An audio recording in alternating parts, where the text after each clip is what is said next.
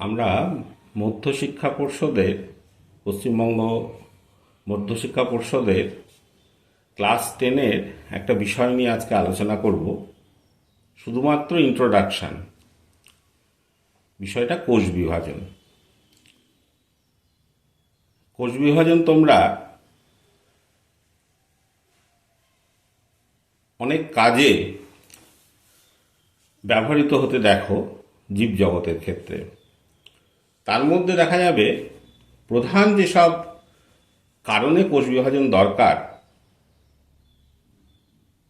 সেগুলির মধ্যে আমরা কতগুলি উল্লেখ করি। বৃদ্ধি, জীবের বৃদ্ধি। একটা জীব যদি বহুকোষী হয় তখন সে জন্মের পর থেকে আকার আকৃতিতে বাড়ে। কোষ বিভাজন না হলে কোনো বহুকোষী জীবের বৃদ্ধি সম্ভব নয়। প্রজনন, অর্থাৎ একটা জীব সবসময় চায় নিজের মতন অপত্যকে পৃথিবীতে টিকিয়ে রাখতে, তার জন্য দরকার প্রজনন। প্রজনন হতে গেলে জননকোষ তৈরি দরকার। সেই জননকোষও দেখা যাবে কোষ বিভাজনের মাধ্যমে তৈরি হয়, এবং যখন জনন ঘটে তখন যে ভ্রূণ তৈরি হয় বা জাইগোট তৈরি হয় সেটা বিভাজিত হয়েই কোষ বিভাজনের মাধ্যমে নতুন জীব তৈরি করে বা অপত্য জীব তৈরি করে। তাহলে প্রজননের জন্য একটা কোষ বিভাজনের প্রয়োজন। তারপরে কোনো জীব অসুস্থ হয়ে পড়ল, আঘাতপ্রাপ্ত হলো, তখন তার দেহে বেশ কিছু ক্ষয় ঘটে। সেই ক্ষয় পূরণের জন্য জীবের কোষ বিভাজন দরকার। খুব ভালো উদাহরণ দেওয়া যেতে পারে, আমরা একটা টিকটিকির ক্ষেত্রে বলি। তোমরা সবাই দেখে থাকবে টিকটিকি যখন আক্রান্ত হয় অন্য জীব দ্বারা তখন পালিয়ে যাওয়ার সময় তার লেজটা খসিয়ে দেয়, এবং সেই লেজ কিন্তু পরে পুনরায় তৈরি হয়। তাহলে যে লেজটা খসিয়ে দিল সেই লেজটা পুনরায় তৈরি হলো কেন? তার কারণ লেজের কোষ বিভাজিত হয়ে বা যেটুকুনি অংশ কেটে যাওয়ার পরে লেজের রয়ে গেল সেখান থেকে নতুন করে কোষ বিভাজন হয়ে নতুন করে লেজ তৈরি হলো। তাহলে এটা দেখো ক্ষয়পূরণ। তাহলে এইরকম দেখা যাচ্ছে যে নানা কারণে আমাদের জীবের কোষ বিভাজন দরকার হয়। আবার যারা এককোষী জীব, একটা মাত্রই কোষ দিয়ে একটা জীব তৈরি হয়েছে, সেরকম প্রচুর জীব আছে। প্রোকারিওটিক সমস্ত জীবই এককোষী। আবার ইউক্যারিওটিক জীবগুলির মধ্যে এককোষী তোমরা শৈবাল পাবে, এককোষী ছত্রাক পাবে, এককোষী প্রোটোজোয়া পর্বভুক্ত প্রাণী পাবে। তা তাদেরও তো কোষের বিভাজন দরকার। তাদের কোষের বিভাজনের মাধ্যমে নতুন করে তাদের কোষ তৈরি যখনই হবে তখন তো তাদের একটা মাত্র কোষ দিয়েই দেহ। তাহলে সেই কোষ যখন তৈরি হচ্ছে তখন তাদের জনন হয়ে যাচ্ছে, অর্থাৎ একটা কোষ থেকে যখন দুটো কোষ হচ্ছে তখন তাদের জনন হচ্ছে, অর্থাৎ তাদের কোষ বিভাজন প্রয়োজন হচ্ছে জননের জন্য। সুতরাং বোঝাই যাচ্ছে যে কোষ বিভাজন তাদেরও প্রয়োজন। আবার একটা চিন্তা করে দেখতে হবে যে জীবের মধ্যে পরিবর্তন আসছে। একটা জীব হুবহু তার জনিত্রী জীব বা বাবা মার মতন দেখতে হয় না। এই যে পরিবর্তন আসছে এটাকে আমরা প্রকরণ বলতে পারি বা ভেদ বলতে পারি, ভ্যারিয়েশন। তাহলে সেই ভ্যারিয়েশনের পিছনেও কিন্তু কোষ বিভাজনের বিভিন্ন পর্যায়ে সাহায্য করে। ভ্যারিয়েশন এমনি এমনি আসে না। তাহলে এখন প্রশ্ন দাঁড়াচ্ছে যে আমরা তো কোষের অংশগুলো জানি। কোষের সাইটোপ্লাজম থাকে, নিউক্লিয়াস থাকে, সেন্ট্রোজোম থাকে, বিভিন্ন কোষ অঙ্গাণু থাকে, ribosome, mitochondria, Golgi body, endoplasmic reticulum, এরকম অনেক অংশ থাকে। তাহলে কোষ বিভাজনের সময় কোন অংশগুলো প্রথমে প্রয়োজন হয় বা প্রধানত প্রয়োজন হয়? তাহলে কোষ বিভাজনের সময় প্রধানত কিন্তু নিউক্লিয়াস এবং সাইটোপ্লাজমের বিভাজন প্রয়োজন হয়। অর্থাৎ আমরা যদি কোষ বিভাজনের দুটো পর্যায়ের কথা ভাবি, একটা হচ্ছে নিউক্লিয়াসের বিভাজন হবে আর একটা সাইটোপ্লাজমের বিভাজন হবে।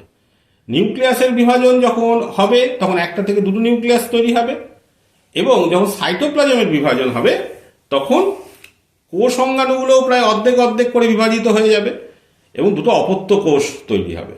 যদি এমন হয় নিউক্লিয়াসের বিভাজন হলো কিন্তু সাইটোপ্লাজমের বিভাজন হলো না, তাহলে কিন্তু একটা কোষে দুটো নিউক্লিয়াস তৈরি হয়ে যাবে। কিন্তু যদি একটা নিউক্লিয়াস বিভাজন হওয়ার পরে তার পরবর্তী ধাপে যদি কোষ বিভাজন হয়, অর্থাৎ সাইটোপ্লাজমের বিভাজন হয়, তাহলে কিন্তু কোষ বিভাজনটা সম্পূর্ণ হবে, অর্থাৎ একটা কোষ থেকে দুটো কোষ তৈরি হয়ে যাবে। এবং তখন দেখা যাবে প্রত্যেকটা কোষে যেমন একটি করে নিউক্লিয়াস আছে, তেমন কোষ অঙ্গাণুগুলোও প্রায় সমান সংখ্যায় দুটো কোষে বিভাজিত হয়ে থাকবে, অবস্থান করবে। তাহলে এই যে টোটাল প্রসেসটাই তাহলে কে অংশ নিচ্ছে, তোমরা নিশ্চয়ই বুঝতে পারছো, নিউক্লিয়াস অংশ নিচ্ছে এবং সাইটোপ্লাজমের কিছু অঙ্গাণু অংশ নিচ্ছে। তার মধ্যে সব থেকে প্রধান হচ্ছে সেন্ট্রোজোম। প্রাণী কোষের ক্ষেত্রে উদ্ভিদ কোষে সেন্ট্রোজোম থাকে না বলে সেন্ট্রোজোম থাকে না বলে মাইক্রোটিউবুল এবং সাইটোস্কেলিটন এরা ভূমিকা নিচ্ছে। কোষ বিভাজন হতে গেলে প্রচুর প্রোটিন দরকার হয়, উৎসেচক ধর্মী প্রোটিন, গাঠনিক প্রোটিন, সেগুলো রাইবোজোম তৈরি করছে এবং মাইটোকন্ড্রিয়া প্রয়োজন হয়, প্রচুর শক্তি লাগে কোষ বিভাজনের সময়, সেই শক্তিটা আসে মাইটোকন্ড্রিয়া থেকে। তাহলে এই অঙ্গাণুগুলো ছাড়া কোষ বিভাজন হবে না, কিন্তু বাদবাকি যে অঙ্গাণুগুলি থাকলো সেগুলো কিন্তু সংখ্যায় দ্বিগুণ হয়ে যায় কোষ বিভাজনের সময় এবং তারপরে তারা দুটো অপত্য কোষে পৌঁছে যায় অর্ধেক অর্ধেক করে। তাহলে ব্যাপারটা বোঝা গেল, কোষ বিভাজন সম্পর্কে একটা তোমাদের সামান্য হলেও ধারণা তৈরি হলো। এরপরে দেখো আমরা দেখি যে কোষ বিভাজন কি কি প্রকারের হয় এবং তাদের একটু একটু বৈশিষ্ট্য। এটা খুব একটি সংক্ষিপ্ত ভিডিও, এরপরে এই ভিডিওটা আমরা বিস্তারিত নিয়ে আসবো। তার সংক্ষিপ্ত আকারে আমরা যদি বলি তাহলে দেখা যাবে যে আমাদের কোষ বিভাজন তোমরা স্ক্রিনে দেখতে পাচ্ছ তিনটে ভাগে ভাগ করা হয়, অ্যামাইটোসিস, মাইটোসিস বা মিওসিস, বা তিনটে পদ্ধতিতে বিভাজিত হয়, বা পৃথিবীর বিভিন্ন জীবের ক্ষেত্রে বিভিন্ন পদ্ধতিতে হয়ে থাকে। যেমন ধরো এই যে অ্যামাইটোসিস, এটা কিন্তু কেবলমাত্র প্রোক্যারিওটিক জীবে হয়। কিছু ইউক্যারিওটিক জীবে হয়, যেমন ইস্টে হয়, আমরা স্ক্রিনে সেই ইস্টের ছবিটাই দিয়েছি। তাছাড়াও দেখা যাবে মানুষের দেহের কিছু কোষেও হয়ে থাকে, যেমন মানুষের অস্থি কোষে হতে দেখা যায় অনেক সময়। মাইটোসিস এবং মিওসিস আর দুটো যে কোষ বিভাজনের পদ্ধতি, এটা কিন্তু মূলত ইউক্যারিওটিক কোষের। এবং তার মধ্যে মাইটোসিস কোষ বিভাজনটা যে কোনো ইউক্যারিওটিক কোষের দেহ কোষে হয়, আর মিওসিস কোষ বিভাজনটা সাধারণত জনন মাতৃকোষে হয়, অর্থাৎ জনন মাতৃকোষ মিওসিস পদ্ধতিতে বিভাজিত হয়ে জনন কোষ বানায়। এবং আমরা জানি যে জনন কোষের মিলনে জাইগোট তৈরি হয়, অর্থাৎ একটা পুংজনন কোষ এবং একটি স্ত্রী জনন কোষ মিলে জাইগোট তৈরি হয়। সেই জাইগোট আবার মাইটোসিস পদ্ধতিতে বিভাজিত হয়ে অনেক কোষ তৈরি করতে আরম্ভ করে, যার থেকে ভ্রূণ তৈরি হয় এবং পরে অপত্য জীব তৈরি হয়। তাহলে ব্যাপারটা বোঝা গেল। তাহলে আমরা দেখছি প্রথম অ্যামাইটোসিস পদ্ধতিতে কিভাবে কোষ বিভাজন হয় তার একটু বৈশিষ্ট্য আমরা বলি। পদ্ধতি নিয়ে আমরা বললাম একটু আগেই, আমরা পরে একটা ভিডিওতে এটা আবার আপলোড করব। অ্যামাইটোসিস অ্যাবসেন্স থেকে মানে মাইটোসিস অ্যাবসেন্স, সেইটা থেকে কথাটা এসছে অ্যামাইটোসিস। অর্থাৎ এখানে মাইটোসিসের মতন পরোক্ষ কোষ বিভাজন হয় না, এটা প্রত্যক্ষ কোষ বিভাজন। এখানে দেখা যাবে নিউক্লিয়াস সরাসরি বিভাজিত হয় এবং তারপরে সাইটোপ্লাজমের বিভাজন হয়। আমরা নিউক্লিয়াস বিভাজনকে ক্যারিওকাইনেসিস বলি এবং সাইটোপ্লাজমের বিভাজনকে সাইটোকাইনেসিস বলি। অর্থাৎ নিউক্লিয়াস থেকে বিভাজিত হয়ে প্রথমে ক্যারিওকাইনেসিস পদ্ধতিতে দুটো নিউক্লিয়াস তৈরি হয়েছে। দেখো দ্বিতীয় ছবিটায়, মানে আমরা অ্যামাইটোসিসের যে তিনটে ধাপের ছবি দিয়েছি, প্রথম ধাপের ছবিটিতে একটি কোষ দেখিয়েছি, দ্বিতীয় ধাপের ছবিটিতে আমরা একটা কোষের দুটো নিউক্লিয়াস তৈরি হয়েছে দেখছি, এবং সাইটোপ্লাজমের বিভাজন একটা খাঁজ তৈরি করে হতে আরম্ভ করেছে সেটা দেখছি, এবং তৃতীয় ছবিটিতে আমরা দেখছি ইস্টের ক্ষেত্রে যে দুটো কোষ তৈরি হয়েছে, সাইটোপ্লাজমের বিভাজন সম্পূর্ণ হয়ে গেছে। তাহলে এই একটা পদ্ধতি। তবে এই পদ্ধতিতে দুটো কিন্তু কোষ একেবারে হুবহু একরকম হয় না। অনেক সময় দেখা যায় যে নিউক্লিয়াসও সমানভাবে বিভক্ত নয়, অর্থাৎ একটা নিউক্লিয়াস বড় একটা নিউক্লিয়াস ছোট, এমনও হতে পারে। তবে দেখা যাচ্ছে নিম্ন শ্রেণীর জীব দ্রুত এই পদ্ধতিতে কোষ বিভাজন করে, অর্থাৎ খুব অল্প সময় লাগে বলে নিম্ন শ্রেণীর জীব দেখা যাবে যে এই পদ্ধতিতেই প্রজননটা ঘটায়। এবং প্রজনন ঘটানোর জন্য অন্যান্য যেসব অঙ্গাণুগুলো সব নিম্ন শ্রেণীর জীবে নেই, যেমন প্রোকারিওটিক জীবে মাইটোকন্ড্রিয়া নেই, ফলে এদের একটু অন্য পদ্ধতিতে করতে হয়। তাহলে এই অ্যামাইটোসিস যেহেতু নিউক্লিয়াসটা সরাসরি বিভাজিত হলো, সেই জন্য এটাকে প্রত্যক্ষ বিভাজন বলা হয়। মাইটোসিস এবং মিওসিসকে কেন পরোক্ষ বিভাজন বলা হয়? তার কারণ যখন নিউক্লিয়াস বিভাজিত হয় তখন দেখা যাবে এদের নিউক্লিয় পর্দা, নিউক্লিয় লাস, নিউক্লিয় প্লাজম অবলুপ্ত হয়ে গিয়ে নিউক্লিয় জালক থেকে ক্রোমোজোম তৈরি হয় এবং সেই ক্রোমোজোমগুলো বিভাজন ঘটায়। এবং বিভাজন শেষে দেখা যাবে যে ক্রোমোজোমগুলো অপত্য ক্রোমোজোমকে ঘিরে নতুন করে নিউক্লিয়াসের অন্যান্য উপাদান তৈরি হয়ে বা সংশ্লেষিত হয়ে আবার নিউক্লিয়াসের পুনর্গঠন হয়। সুতরাং এখানে প্রত্যক্ষভাবে নিউক্লিয়াস বিভাজনে অংশ নিল না, হ্যাঁ, সেখানে দেখা যাচ্ছে যে সেটা ক্রোমোজোম তৈরির মাধ্যমে নিল, সেজন্য এটা পরোক্ষ বিভাজন। এবং মাইটোসিস যে দেহ কোষে হয় বা ভ্রূণের কোষে হয় বা বীজের কোষে হয়, সেখানে কিন্তু একটা কোষ থেকে দুটো কোষ তৈরি হবে হুবহু একরকম, অর্থাৎ সমবিভাজন। অর্থাৎ যদি মাতৃকোষে যদি ডিপ্লয়েড অবস্থা মানে 2n অবস্থায় 30টা ক্রোমোজোম থাকে, হ্যাপ্লয়েড হবে না কিন্তু, অর্থাৎ যে অপত্য কোষ দুটি তৈরি হবে তাতে 2n হিসাবেই থাকবে এবং 30টা করেই ক্রোমোজোম থাকবে। এবং কোষ অঙ্গাণু প্রায় একই রকম থাকবে, নিউক্লিয়াসও একই আকৃতির থাকবে প্রায়, কিন্তু হয়তো সাইটোপ্লাজমের পরিমাণ একটু কমে যাবে, যেহেতু একটা কোষ থেকে দুটো কোষ হচ্ছে, কিন্তু সেটা খুব অল্প সময়ের মধ্যে আবার স্বাভাবিক মাতৃ আকৃতি পেয়ে যাবে। এইটা হচ্ছে তোমার মাইটোসিস। এবং এটা 4টে ধাপে হয়: